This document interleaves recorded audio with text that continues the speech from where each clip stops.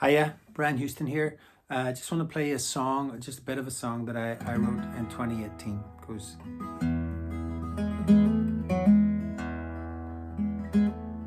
today they took me to the site of a residential school, closed down in the summer of 1962.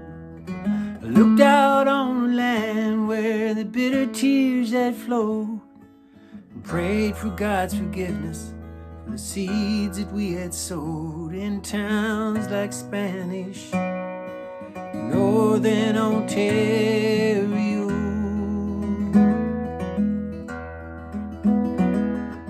And hearts cry out for justice from these proud native souls. We robbed them of their culture, their land, their life, their hope. And hearts cry out for justice from these proud native souls. And money will not heal the wound or bring back what we stole in towns like Spanish, Northern Ontario.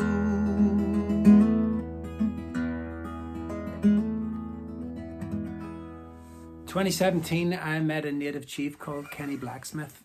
We drove for 12 hours from Montreal all the way up to Mistissini in northern Quebec. The snow was piled to the height of a house, and on that 12-hour journey, we shared the stories of our lives. Kenny told me that at the age of 5, he was taken to a residential school. He was kept there until he was about 18. Finally, he went to university and was the first Cree man to go to a white university. The stories he told me about being punished for speaking his language, being forced to hold all the dinner trays from the hall. Every single tray from that room was put on his arms by the teachers, and he had to stand there in front of a full hall full of his friends and tribes people because he was caught speaking the Cree language.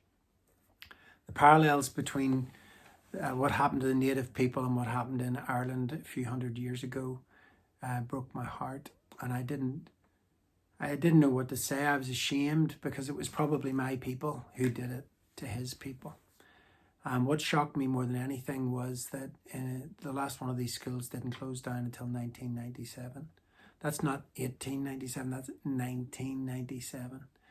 And amazingly, many people to this day do not know anything about the residential schools. People in America, where they call them boarding schools, and people in Canada, where it's all been kind of kept under the radar. Recently, many hundreds of dead bodies have been dug up from graves that were unmarked.